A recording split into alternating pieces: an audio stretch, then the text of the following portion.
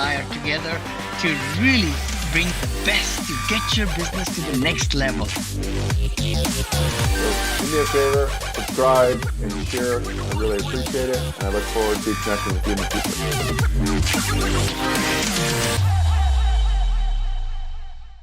All right. Good morning, America.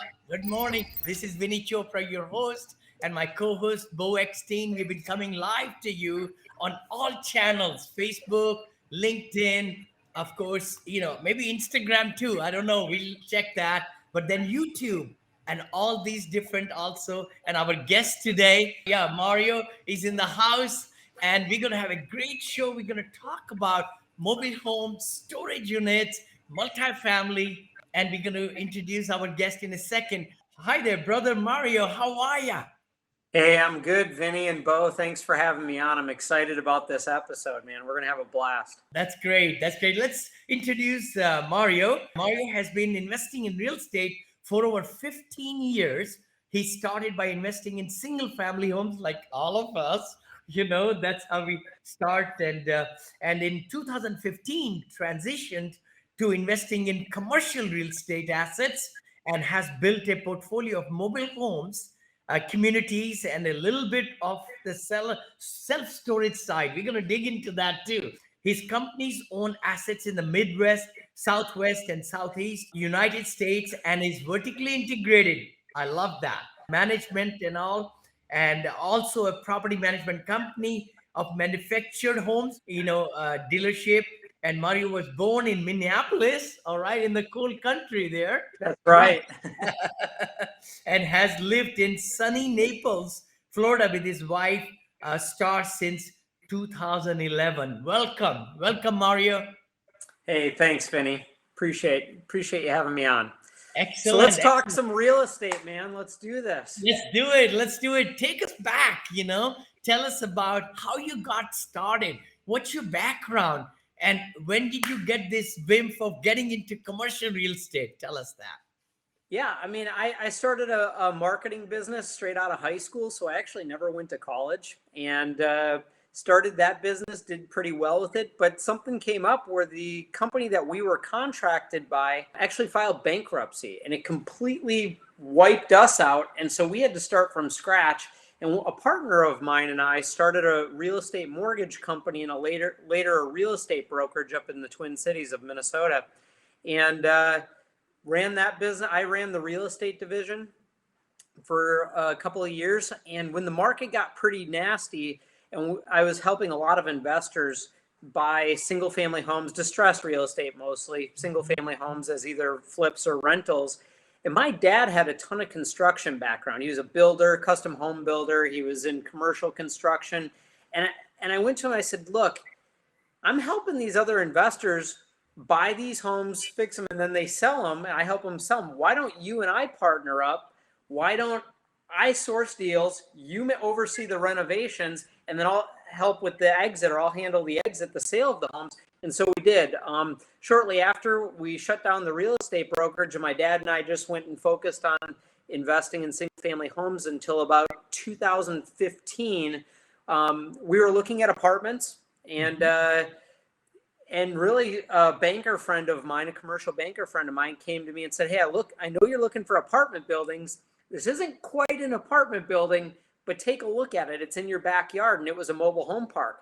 The bank had been looking to sell a non-performing loan, and we had experience buying non-performing loans on residential before. So it kind of looked like an apartment, kind of smelled like apartments. And so I quickly researched up, and we bought that loan and foreclosed on it, took it back, and we owned our first mobile home park. And from then on, we really focused on mobile home parks. We have bought a little bit of self-storage, but most of our business has been built on buying manufactured home communities, and it's done really, really well for us. Wow. All in Florida or in certain, you said you're all over, right? What are the states? Yeah, so we own in Florida, Georgia, Minnesota, and Texas right now, and we're starting to look in a couple other states as well. So we'll pretty much buy in Midwest, Southwest, Southeast, and mountain regions. Amazing. I'll share with you something. My very good friend, I've known him for 14 years.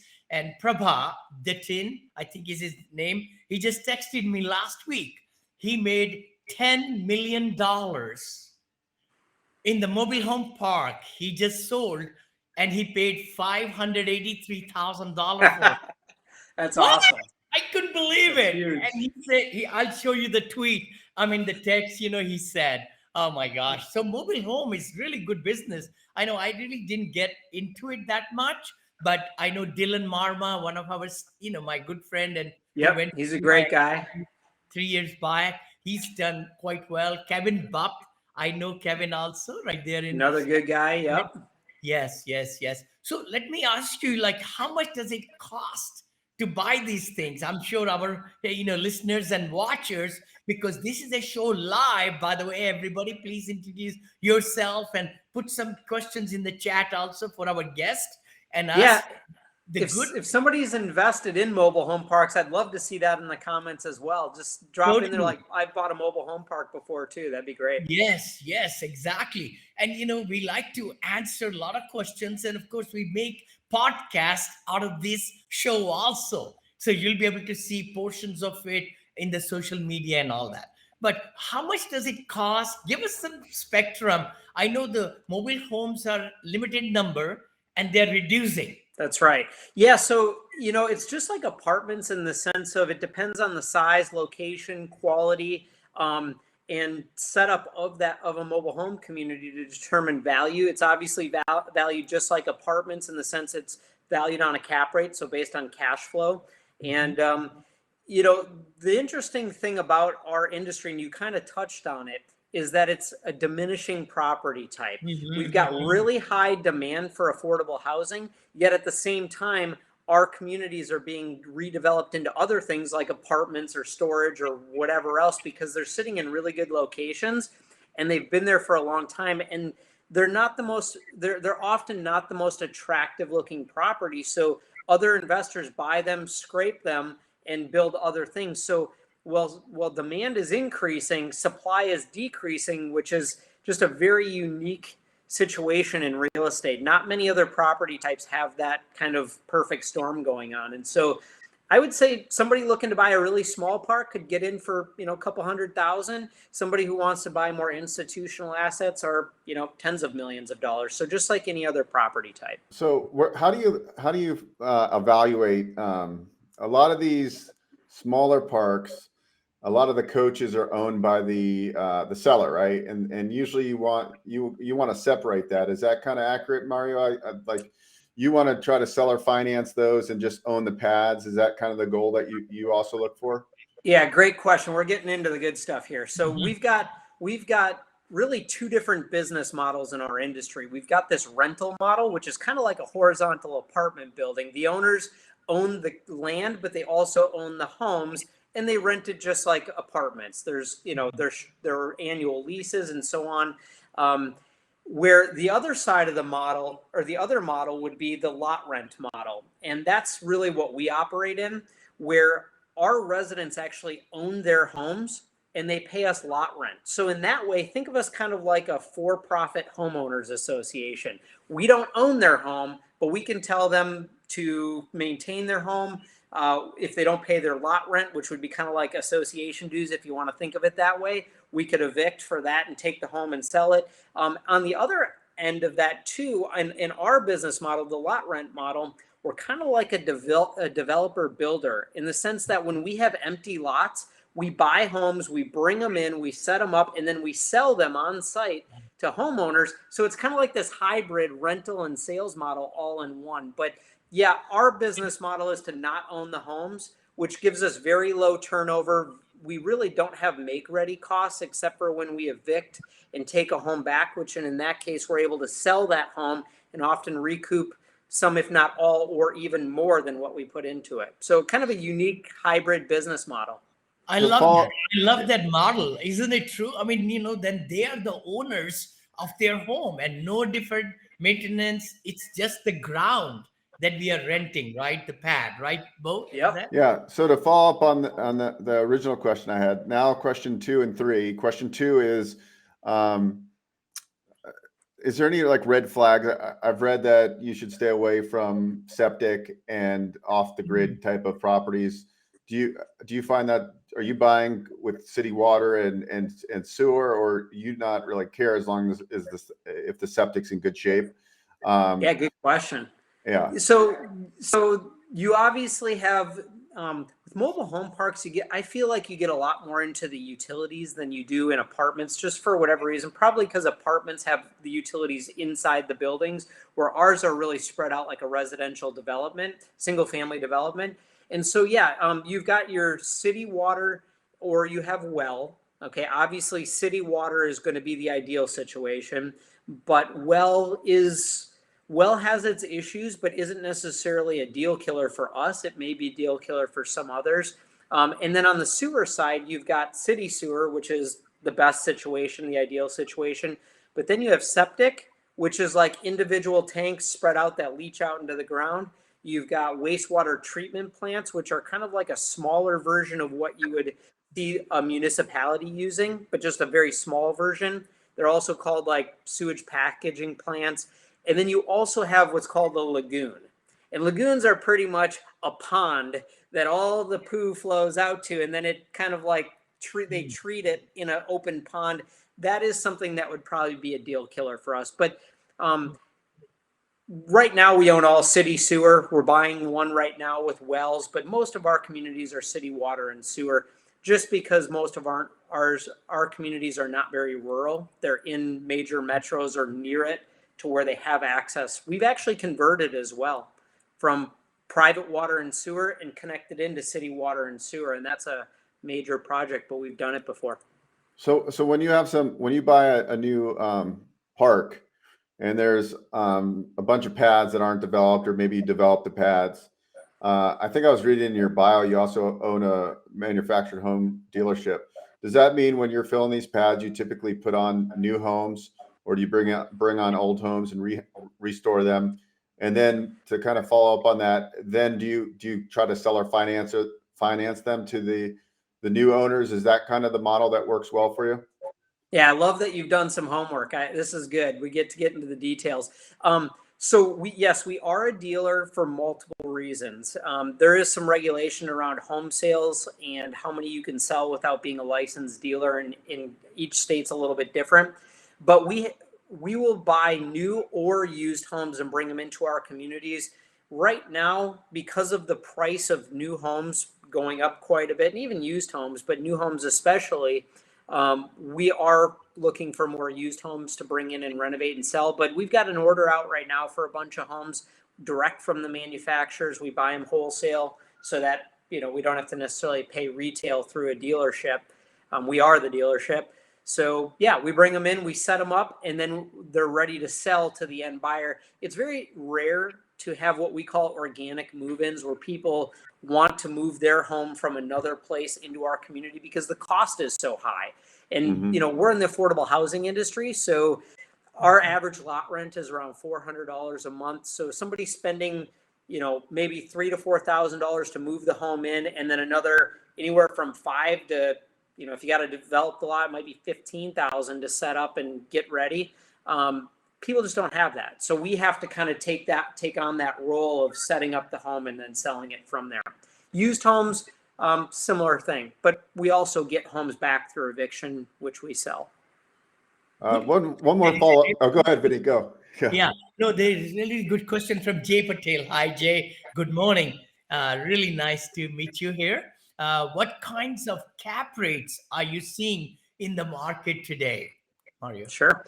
Yeah, they've definitely compressed in the mobile home community space, just like every other property type.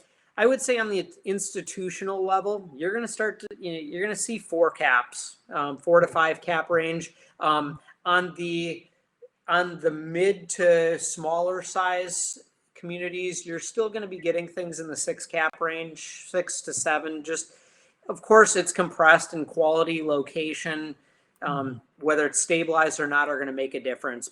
And whether it's on market or off market, keep in mind, if you're buying from brokers, you're typically going to be paying a lower cap rate because it's more publicly advertised and you've got more competition. If you're buying these communities off market, just like any other property type, it's situational, and you may pick up some better deals. Can you get 80-20 loans or 70-30? What's most common? Yeah. Yeah, so Beau, I know Beau is a mortgage broker, so he's Yes. definitely on the finance side. So this is right up his alley. For manufactured housing, there's become a really high demand and an appetite for financing them, much like apartments and multifamily. You can get financing from local banks, which is going to be more that 70 to 75% loan to value, but on the institutional side, CMBS, agency, life companies, especially the agency, they'll go up to 80% loan to value. And typically what we do is we buy a community with a local bank. We turn that community around. We make physical improvements. A lot of times they'll finance some of the improvements. And then once it's stabilized, then we go to the institutional markets. Yeah. We finance them through CMBS agency or life companies. And, Sure. and we finance them into non-recourse long-term debt. Excellent. Excellent. So do you do syndications? I'm in syndication. I know you are. You're big in the Now, syndication world. we're very, very excited to be in that field for 15 years or so. I'm a broker also in California, and I just got the license for life agent also. I can write insurance now. And now I'm Wow. trying to get also administrative license for assisted senior living in the state of Florida, because we'll be managing all our assets that we are building Sure. under my company, another company I'm starting. So, no, that's exciting. But let me ask you a question then. Vertically integrated, is it a lot of work to manage these? And do you have community managers at each park, or how does it work? Yeah, so I'll cover both your questions. We do syndicate in the sense that most of our deals are Reg D 506C offerings. We've got a very small group of investors that are very scalable, so we're not actively out looking for new investors, but they are technically syndications. We're the GP, the general partner, and then our investors are the LPs. And we're just super blessed to have a great small tight-knit investor pool that have grown with us and invested big with us. Now, to answer your other question about the vertical integration, one thing that's unique about the manufactured housing industry is in apartments, self-storage, retail, office, industrial, all the other major food groups, you've got a lot of professional third-party management companies that you can take advantage of, to where you can focus on buying communities or buying real estate and then having professionals operate them for you.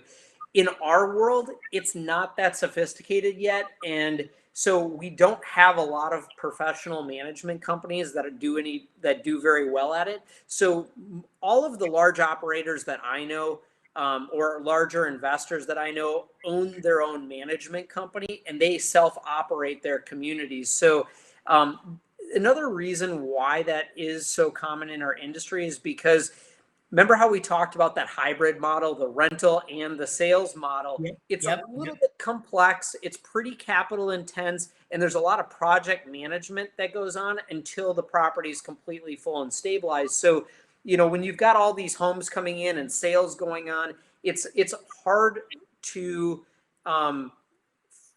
for the property management company to get involved in that when asset management and ownership is so involved in the property on that sales model side. So people think of mobile home parks as being, we just rent the dirt and it's turnkey and it's magic money cash flow. It really isn't. No. Especially when you're buying properties that need some turnaround involved, but they still need to be managed. And I think I like to kind of break that myth, or crush that myth that they're just cash cows and you don't do anything. They're fairly management intense, especially in the beginning. Nice. There is a question from Jay again. What's the risk to investor in a syndication investing in you or any other syndication? Yeah, I think the risk is going to be, number one, when you're investing in a syndication versus a fund model. Syndication, you're investing in a single asset, right? Single asset, pool of investors versus a fund that has a pool of assets and a pool of investors. Okay, so in a syndication, you've got one asset, and so if that asset does well, you're going to do very well financially. If that asset does not do well, you've got no diversification, so you're basically going to do poorly because that one asset didn't do well. The other risk that I would say is the sponsor. You know, you've got great sponsors like Vinney who have tons of experience and has built a really large portfolio and knows what he's doing. If you invest with a sponsor who doesn't necessarily have that experience and track record, you might be, in for a ride that you have no control on. So one other thing that I want to point out about syndications and limited partnerships that people don't often think about from the LP side is that, yes, you may not have control or a vote in what happens. You're not a manager in the deal, and you're relying on somebody else to manage it. But you also have to recognize that you have limited downside. Typically, the sponsor is the one who's on the loan as a guarantor and has recourse, if any. And you as the limited investor, limited partner, has limited downside, only what you put into it, where your sponsor typically has unlimited downside risk. The general partner has unlimited downside risk, where you have limited downside risk. So it's a risk reward thing, and picking a great sponsor can produce great returns.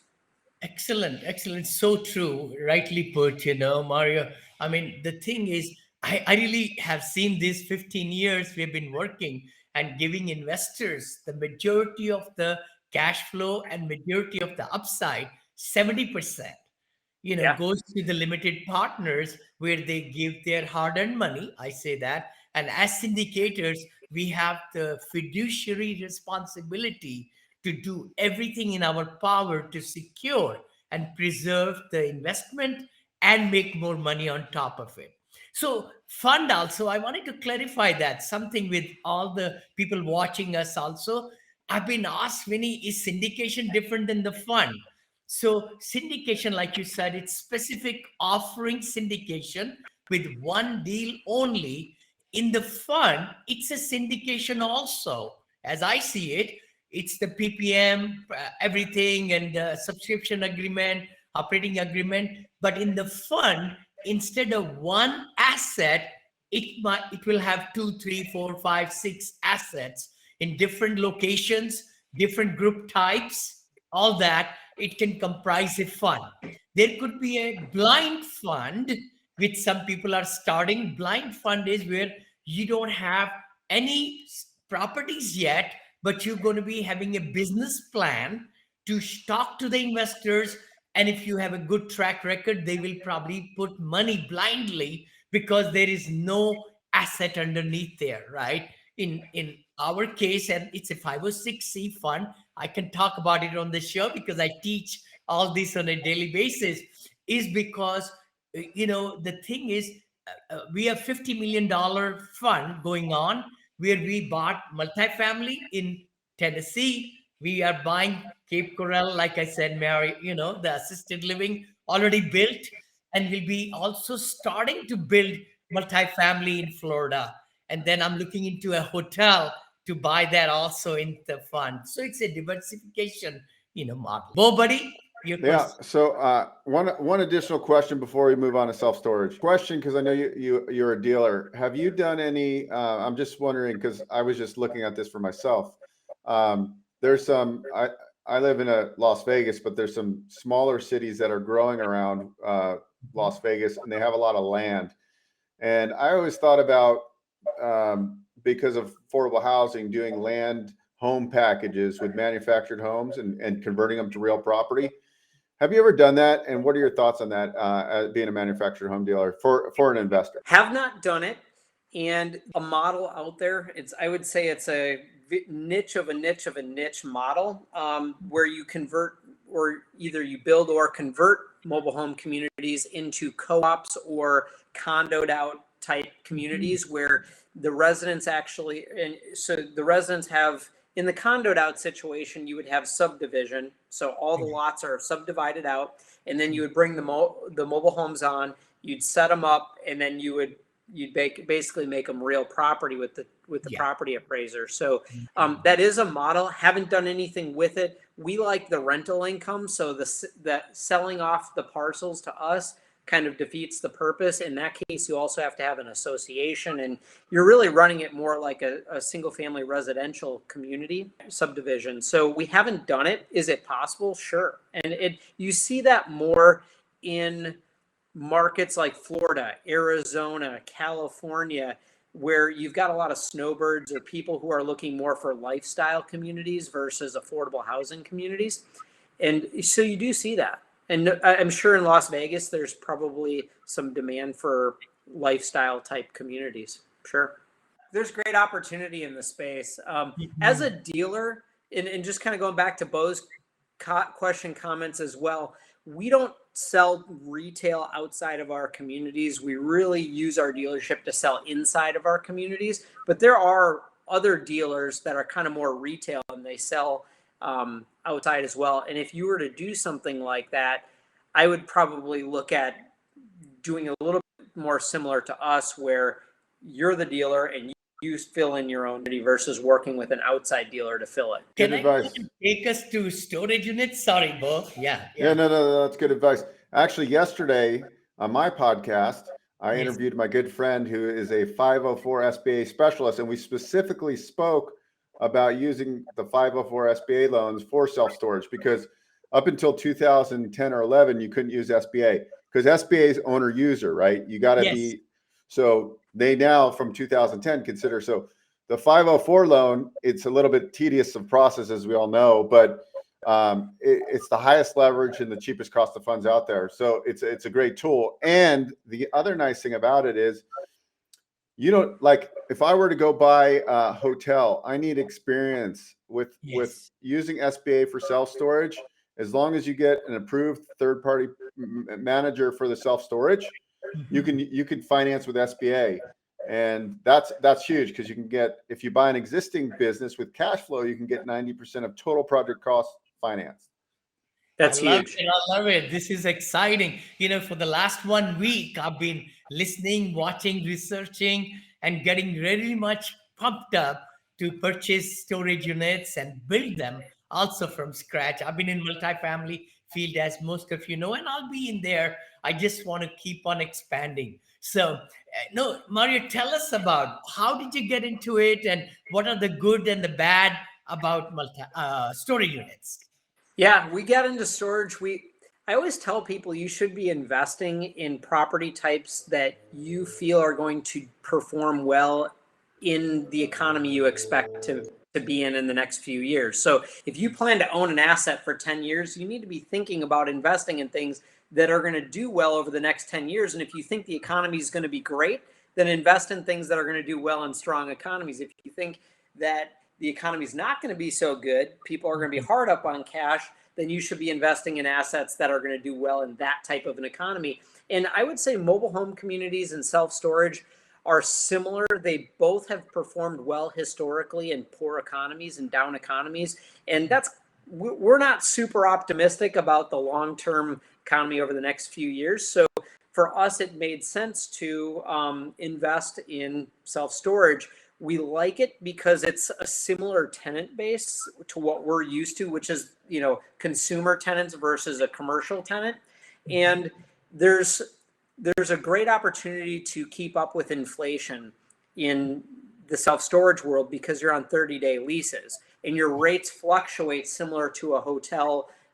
You've got that variable rate that you can do, and it adjusts monthly. So, and as your occupancy fills up, you raise rates on the units that you have the least amount of availability to. So there's that opportunity to keep up with inflation. There is low turnover cost. So just like us, when someone moves out of on the mobile home park side, when somebody moves out of a home, typically they're selling that home to the next buyer. So we don't touch that unit. We have no make ready costs. We just pick up rent from the next person after we approve them to move in. Self-storage is not quite like that. You still have to, sweep out the unit, trash out the unit in some situations, but it's still a very low cost of turnover, and the eviction process is relatively fast. So we like self-storage. We own a lot less of it, but we will buy more. Like we just bought one earlier this year that it was just underperforming. It was very low occupancy in a great market of Dallas and a great neighborhood of Dallas, and we're in the process of turning that one around. It's a great property type, and we'll buy as many as we can find that make financial sense. I love it. I love it. One of our, again, academy student, oh my gosh, Gaurav, I'm meeting with him today. He bought 4 last year, Beau, 4 of them. 2 were in Dallas and 2 in Missouri. I invested in 1 or 2 of them already, but I think we're going to go scale up big, do some partnerships. And I want to start my own also. Yeah. That's great. I mean, if you know apartments and assisted living, self-storage is going to be a fairly easy transition and learning curve for someone who understands apartments. It's a great business. The difference between storage and mobile home parks too is storage, you have new construction opportunities. On the mobile home park side, it's kind of good and bad. You have them declining, meaning there's less and less of them, but it's also not as financially advantageous to build them. So, I can't create product as easily on the mobile home community side as I can on the self-storage. At the same time, I have less competition on the mobile home park side, and I don't ever think about competition there. Self-storage, I have to be really smart on where I buy because somebody can go build one across the street and empty me out on concessions for 2 years. So both are great. Both are great. Awesome. What great nuggets you have shared, Mario. It's been a pleasure having you with us, brother. And how can people reach you? Probably, I would recommend check out my YouTube channel, MarioDatilloShow.com. And I'm on all the different social media platforms. I'd also recommend that if somebody is looking to get into the mobile home park space, my YouTube channel, but also check out MHP Tribe Facebook group and our MHPTribe.com. It's actually an education side of mine that myself and 2 other partners run that basically helps people invest in mobile home parks. Awesome. Thank you again. It's such a pleasure to meet you and really enjoy when I'm down there. We will be opening up Punta Gorda end of next month. I want to check that out with you. Yeah, 10 months. We have built it from ground zero to beautiful, building. And we have 22 paid residents already. We are not even open yet. Our goal is 30 out of the 88 units. So it's going to be fabulous. And then Cape Coral also, which is just above Naples where you are. So look forward to meeting you there. Beau, any last comments, brother? And look forward to a great year this year, right? Yeah, this was a great start. I got some nuggets today from Mario. So I learned, it's great when you can interview people and learn things. And that's what I love about this show with Vinney's motivation. And we're off to a great, we took a couple of weeks off. So this is the first one back, and it feels good to be back on air and interviewing great guests. So I'm just happy to be here. Totally. I'd love to have both of you on my YouTube channel, do some collaborations. I'd love to bring you both on there and let's do some stuff together in the future. Let's do it. Anybody watching us also, or those who have participated today, thank you so much. We really appreciate you. This show is because of you, and we pay gratitude to all our followers. The big thing is, if you are a great host or speaker, and you would like to, you have great knowledge in the commercial real estate. Mostly we are in commercial and also in loans and other things and any kind of to do with the motivation also. Love to bring some great guests on, so that we can bring great value to our audiences. Thank you so much for joining. We appreciate you. See you next week at 9:30 Pacific, 12:30 Eastern. Bye-bye now.